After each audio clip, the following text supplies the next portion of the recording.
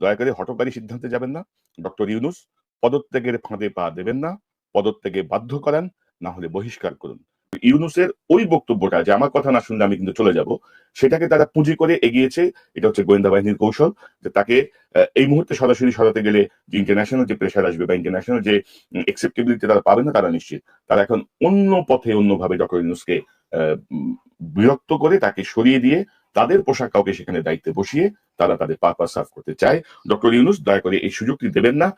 আপনাকে যদি সরায় আমরা দেখি, তোরা সরা দেখি কেমন পারস তোরা সরাইতে, তোদের হ্যাডামটা আমরা একটু দেখি, আয় ডক্টর ইউনূসের সরা দেখি। পাশাপাশি আমি বলবো যে প্রধানতম রাজনৈতিক দল বর্তমান সময় বিএনপি, দয়া করে অবজেক্টিভলি ভাবার চেষ্টা করুন। কদিন আগে আমি সেনাবাহিনীর একজন কর্মকর্তার সঙ্গে কথা বলছিলাম, যিনি মাঠে ডিপ্লয় আছেন। আমি বলছিলাম যে আসলে আপনারা করতেছেন কি, যে দফায় দফায় যে ম্যাজিস্ট্রেসি পাওয়া দেওয়া হচ্ছে, আসলে এটা আউটপুট কি পাচ্ছি আমরা, আপনাদের কাজটা কি বলেন। তো তিনি বেশ কিছু কাজের কথা বললেন। তার মধ্যে তার একটা অন্যতম কাজ হচ্ছে প্রত্যেকটা জায়গায় তালিকা করা, অর্থাৎ যারা চাঁদাবাজি করছে, যারা ক্যাম্প স্ট্যান্ড দখল করছে, যারা হুমকি দিচ্ছে, যারা দখল করছে, এদের পাশাপাশি যারা ধরেন সরকারি কর্মকর্তা হিসেবে যারা আছেন, পুলিশ আছেন, কারা কারা ঘুষ দুর্নীতির সঙ্গে যুক্ত, তাদের তালিকা করছেন তারা নীরবে নিভৃতে। যদি কোনো, আল্লাহ না করুক, যদি কোনো কারণে এই ইউনিফর্ম বাহিনী যদি আসসালাম আলাইকুম দেশপ্রেমিক সেনাবাহিনীর দায়িত্ব নিয়েছে বলে যদি সামনে আসে, ধরে নেবেন যে বিএনপির অস্তিত্ব থাকবে না। যেই ডলাটা আওয়ামী লীগের খাওয়ার কথা ছিল, সেই ডলাটা যাবে বিএনপির উপর দিয়ে। ডক্টর ইউনূসকে পদত্যাগ যদি করানো যায়, বা ডক্টর ইউনূস যদি এই মুহূর্তে পদত্যাগ করেন, তাহলে জুলাই বিপ্লব আসলে শেষ হয়ে যাবে। জুলাই বিপ্লবের যারা জীবন দিয়েছেন, যারা এখন আহত আছেন, আহতদেরকে দেখবেন হসপিটাল থেকে ধরে নিয়ে জেলখানায় করা হচ্ছে। তাদের অনেকেই দেখবেন নানাভাবে মেরে ফেলা হচ্ছে। সো ডক্টর ইউনূস আপনি কেন পদত্যাগ করবেন? আজকে উপদেষ্টাদের সঙ্গে বৈঠকে ডক্টর ইউনূস এই জাতীয় একটি ধারণা প্রকাশ করেন। বিশেষ করে গতকাল জেনারেল ওয়াকারুজ্জামান যে অডাসিটি দেখিয়েছেন, যে ধৃষ্টতা দেখিয়েছেন, যে বেয়াদবি করেছেন ডক্টর ইউনূসের সাথে, একটা বাংলাদেশের যে হায়ারার্কি, যে র্যাঙ্ক গুলো আছে, অর্থাৎ এটাকে কি বলে, ওয়ারেন্ট অফ প্রেসিডেন্স, সেই অনুযায়ী 12তম লেভেলের একটা কর্মচারী, সরকারি কর্মচারী জেনারেল ওয়াকার, সে যেভাবে ডক্টর ইউনূসের সঙ্গে বেয়াদবি করেছে, সেটাই হয়তো ডক্টর ইউনূস নিতে পারছেন না।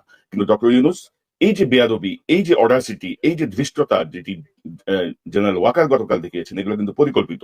যেহেতু যেহেতু আপনি বিভিন্ন সময় বলেছেন যে আমার কথা না শুনলে আমি চলে যাব, আমার কথা শুনতে হবে।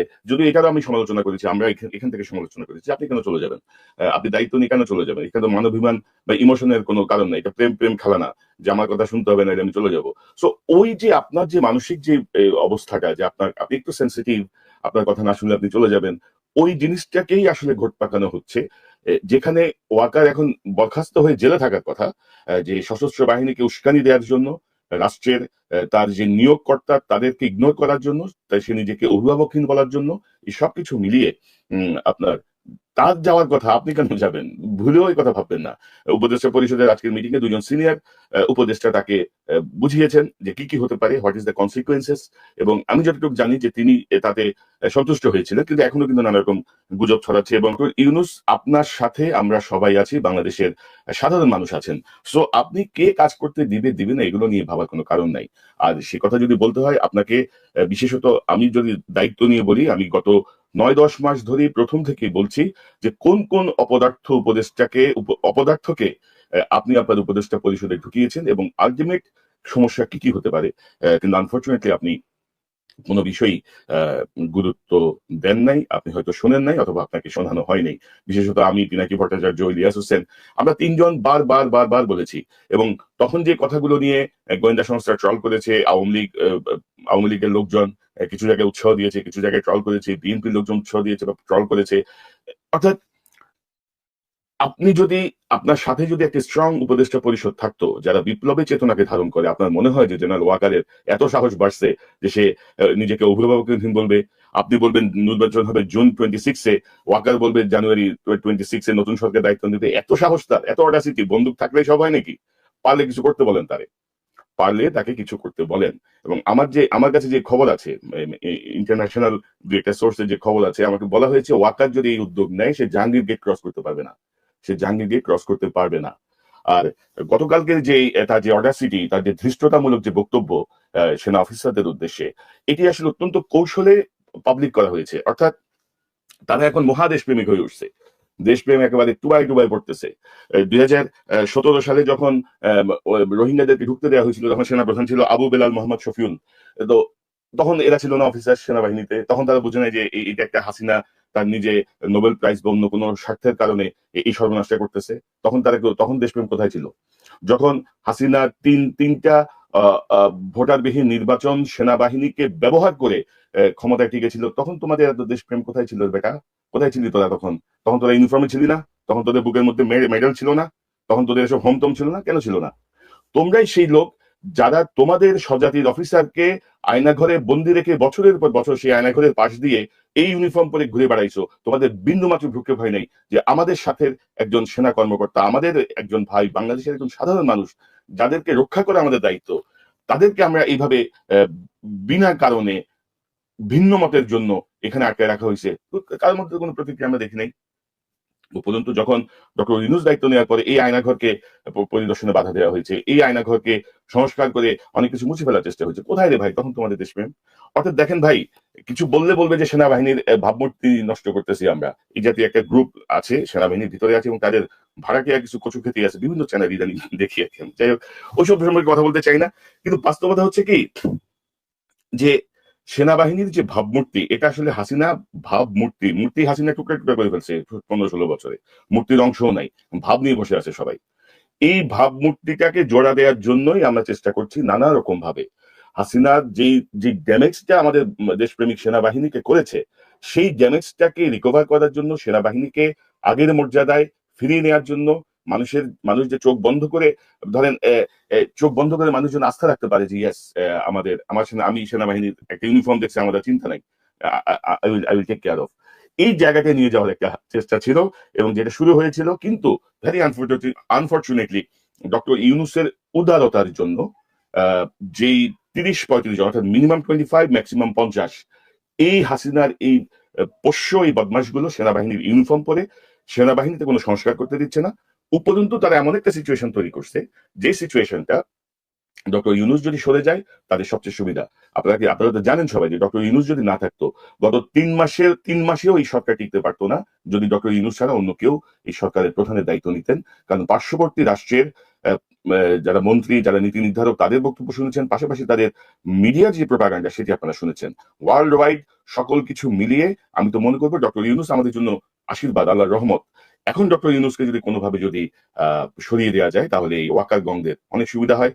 তারা তাদের অভিভাবক হাসিনাকে আবার নিয়ে আসতে পারে, তারা আওয়ামী লীগকে দিয়ে একটা ইনক্লুসিভ নির্বাচন করাতে পারে। সো এই জায়গাগুলো আমি বলবো যে বাংলাদেশের প্রত্যেকটি মানুষের সতর্ক হওয়া প্রয়োজন। দেশপ্রেমিক সেনাবাহিনীর ভিতরে যারা দেশপ্রেমিক অংশ আছেন, যারা বুঝতে পারবেন আমার এই কথা, তারা নিশ্চয়ই এই ব্যাপারে একটি সতর্ক অবস্থানে যাবেন। ডক্টর ইউনূস কোনোভাবেই পদত্যাগ নয়, আপনি পদত্যাগ করান। পাশাপাশি সেনাবাহিনী এখন প্রমাণ করতে চাচ্ছে যে মানবিক করিডোরের ব্যাপারে দেশের সার্বভৌমত্ব অখণ্ডতা নিয়ে মহা চিন্তিত তারা, একেবারে চিন্তায় তাদের ঘুম নাই। অথচ ভারতের কাছে ট্রান্সশিপমেন্ট, ট্রানজিট, পোর্ট থেকে শুরু করে সকল কিছু দিয়ে দেওয়া হয়েছে। ভারত যখন বাংলাদেশের সেনাবাহিনী, নৌবাহিনী, বিমান বাহিনীর কোনো অস্ত্র কিনতে দেয় না, কোনো প্রশিক্ষণ ঠিক মতো নিতে দেয় না, তখন সেনাবাহিনীর কোনো চেতনা ছিল না। বাংলাদেশের সাথে যখন গোপন চুক্তি হয় 16-17টা, সেসব চুক্তি নিয়ে সেনাবাহিনীর কোনো সে ছিল না। জাস্ট সেলিউটার বাই সেলিউট, 30 লাখ টাকা দামের গাড়ি, 50,000 টাকা মাসের মেনটেন্যান্স, হামতম, এটা সেটা, ব্যবসা বাণিজ্য, হুলস্থুল তারা ভেসেছেন, নিজের স্বার্থ ভেবেছেন, হাসিনার স্বার্থ ভেবেছেন, দেশের মানুষের স্বার্থ তারা কোথায় ভেবেছেন। তো এখনো সময় আছে, এসব করে লাভ হবে না আর কি। ডক্টর ইউনূসের সঙ্গে ঠেলাঠেলি করে লাভ হবে না। এবং ডক্টর ইউনূস, আপনাকে বলি, আপনার উপদেষ্টা পরিষদের ভিতরে কমপক্ষে 4 জন সেনাবাহিনীর এই বদমাশ গ্রুপের সঙ্গে অ্যালাইন। তারা কিন্তু নানাভাবে চায় যে আপনাকে সরাবে। সেনাবাহিনী তাদের মাথায় সামনে মূল্য দিয়েছে যে ইউনূস সাহেবকে সরাইতে পারলে তোমাদের আমরা চিফ অ্যাডভাইজার বানাবো, তোমার আমরা হ্যান্ড করবো, ত্যান করবো। তো দয়া করে আপনি পদত্যাগের কোনো প্রশ্নই উঠে না, পারলে দেখি কিছু কিছু কিছু করুক। আরেকটি বিষয় আমি আপনাদেরকে উল্লেখ করি, সেটি হচ্ছে ধরেন আজকে হঠাৎ করে দেখলাম যে আইএসপিআর থেকে একটি তালিকা দেওয়া হয়েছে। গণ অভ্যুত্থানের পর সেনানিবাসে আশ্রয় নেওয়া 626 জনের তালিকা দিল সেনাবাহিনী, অবশেষে অরিন্দম কহিলা বিষাদে। এই 626 জনের তালিকার আগেই 144 জনের একটি তালিকা স্বরাষ্ট্র মন্ত্রণালয়ের সূত্রে আমি পেয়ে প্রকাশ করেছিলাম, যেখানে রাজনৈতিক নেতাদের বা অনেকেরই নাম ছিল না, শুধুমাত্র সরকারি কর্মকর্তা, পুলিশ কনস্টেবল, অফিসারের তালিকা ছিল। তো এই 626 জনের তালিকা দিয়েছে এবং সেনাবাহিনী আইএসপিআর এখানে ধরেন এটা মহান সাজার চেষ্টা করে, তো মহান মহান কথা বলেছে তারা, যে আবার এই শেষে ধরেন এক ধরনের ফালতু ওদের কিছু ন্যারেটিভস আছে না, যে কি জানো, আচ্ছা, তারা বলছেন যে তৎকালীন বিরাজমান নিরাপত্তা পরিস্থিতিতে আশ্রয় প্রার্থীদের জীবন বিপন্ন হওয়ার সমূহ সম্ভাবনা ছিল। দুঃখজনকভাবে কিছু স্বাক্ষরমুখী মহল উদ্দেশ্য প্রণোদিতভাবে বিভ্রান্তিকর সংবাদ ছড়িয়ে বাংলাদেশ সেনাবাহিনীর ভাবমূর্তি ভঙ্গ করার পাশাপাশি জনগণের সঙ্গে দূরত্ব তৈরির অপচেষ্টা চালিয়ে যাচ্ছে। অর্থাৎ সেই আবার দেখেন ঘুরে ফিরে সেই ভাবমূর্তি, সেই উদ্দেশ্য প্রণোদিত সেই স্বার্থান্বেষী মহল, যে ফালতু ন্যারেটিভস কিছু সেট শব্দ আছে মাথায়, এগুলো নিয়ে কাজ করে। আরে বেটা, ভাবমূর্তি কারে বলে জানোস তোরা? জানলে তো এত কিছু হইতো না তোদের। তো এটা হচ্ছে আজকের তালিকাটা এনে একটা দৃষ্টি কারার করার চেষ্টা, কিন্তু তারা বলে নাই যে কত টাকার বিনিময়ে কাকে কাকে সীমান্ত পার করে দেওয়া হয়েছে। এই যে আমাদের হাসান মাহমুদ, হাসিনার যে তথ্যমন্ত্রী ছিল সর্বশেষ বোধহয়, এই হাসান মাহমুদ কত টাকার বিনিময়ে গেছে? আরাফাতকে ধরার পরেও কি তাকে কি এখনো আশ্রয় রাখা হয়েছে, নাকি তাকে ছেড়ে দেওয়া হয়েছে? এরকম আওয়ামী লীগের মন্ত্রী এমপি কি পরিমাণ আশ্রয় ছিল, কি যাদের নাম আছে এখানে, তারা কোথায় এখন? তোমাদের কাছে তালিকা নাই? তোমরা একটা বাহিনী, তোমরা কাউকে ছাড়বা, কোথায় ছাড়বা, কাজ জিম্মায় ছাড়তেছো, তোমাদের কোনো মাথা ব্যথা নাই? আমাদের কি গরু মনে হয়? আমরা তোমরা যা বলবা তাই আমরা বিশ্বাস করবো, যা খাওয়াইবা? অর্থাৎ এটা এখন একটা টেনশন। এই টেনশনটা থেকে দৃষ্টি আড়াল করার জন্য মহান সাজার প্রচেষ্টার অংশ হিসেবে 626 জনের এই তালিকা ছেড়ে দেওয়া হয়েছে। আরেকটি গুরুত্বপূর্ণ বিষয়, আমি ইদানিং দেখছি যে সেনা সমর্থিত, সেনাবাহিনী পুষ্ট কিছু ইউটিউবার, কিছু তাদের প্রচার যন্ত্র, তারা নানাভাবে বলার চেষ্টা করছে যে বিশেষত আমি, ইলিয়াস হোসেন, পিনাকি, আমাদের কয়েকজনকে টার্গেট করে যে আমরা নাকি কু করানোর চেষ্টা করছি, কু। এবং একটি মজার একটা ভিডিও, একটা একটা ইয়ে দেখলাম, এই যে একটা কার্টুন দেখলাম, দুষ্টু কুকের ডাকে রে কুক কুক কুক কুক কু। যদিও এই কার্টুনে আমাকে বেশি মোটা দেখানো হচ্ছে, আমি হচ্ছে মোটা না, অনেক স্লিম হয়ে গেছি। তো যাই হোক, এই যে প্রচারণার যে লেভেল আপনারা দেখছেন, এবং আমি দেখলাম যে বিএনপির বেশ কয়েকজন আবার এটা তাদের ফেসবুকে শেয়ার করেছেন, এবং আনফর্চুনেটলি এই 3 জন শেয়ার করেছে, 3 জনই কিন্তু টাকলা, মাথায় চুল নাই। তো আমরা কিন্তু কখনো, আপনি যদি আমার চ্যানেলে দেখেন, কোনো ভিডিওতে কোনোভাবে বা আমার ফেসবুক পোস্টে কোথাও আমরা বলি নাই যে কু হবে। এখানে কিন্তু একটা একটা সাইন্টিফিক ন্যারেটিভস আছে। আপনাদের মনে আছে যে বেগম খালেদা জিয়াকে গ্রেপ্তার করার প্রায় 2-3 বছর আগে থেকে শেখ হাসিনা কিন্তু বলা শুরু করেছিল বেগম জিয়াকে জেলে পাঠাতে হবে, হ্যান করতে হবে, ত্যান করতে হবে। কাউন্টার ন্যারেটিভসে বিএনপির নেতারা বলেছেন বেগম জিয়াকে জেলে পাঠালো দেশ আগুন জ্বলবে, দেশ সহ্য করা হবে না, সম্ভব হবে না। অর্থাৎ এই জাতীয় একটা বিষয়, বেগম জিয়া জেলে যাওয়া এবং তার প্রতিবাদ, এটি কিন্তু ধরেন একটা দীর্ঘ সময় ধরে মানুষকে মেন্টালি প্রিপেয়ার করা হয়েছে যে আহ, যে বেগম জিয়া জেলে যেতে পারেন, মানুষের মাথার মধ্যে এই জিনিসটা ঢুকানো হয়েছে। গত কিছুদিন থেকে কিন্তু এই জিনিসটা আবার মানুষের মাথার মধ্যে ঢুকানো হচ্ছে যে দেশে একটা কু হতে পারে, দেশে একটা কু হতে পারে। মানুষকে কিন্তু এগুলো হচ্ছে মানসিক ভাবে মানুষকে এক ধরনের সাইকোলজিক্যালি প্রিপেয়ার করা, যে মানুষ বলছে ও আচ্ছা হ্যাঁ তাই তো, একটা কু তো হয়ে গেল, এটা তো বলা হচ্ছিল কু হবে।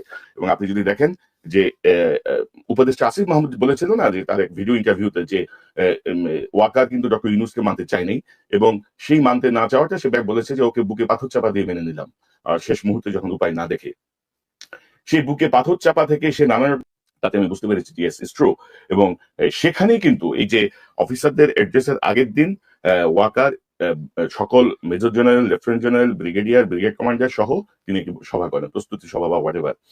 তো এবং এটা করে সেখানে বেশ কয়েকজন ওয়াকারকে উৎসাহ দিয়েছে, বলেছে যে স্যার এই অবস্থায় দেশ চলতে পারে না, আপনি জরুরি অবস্থা ঘোষণা করেন, আপনি ক্ষমতা নিয়ে নেন। অর্থাৎ তারা একটা জরুরি সরকারের কথা বলছিলেন, কারণ হাসিনা এবং তার তার আশ্রয়দাতারা সবাই মিলে ওইভাবেই প্ল্যানটাকে সাজাচ্ছে।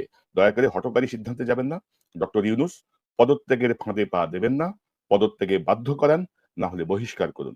বাংলাদেশের জনগণ আপনাকে সমর্থন করে, আমরা সবাই আপনাকে সমর্থন করি।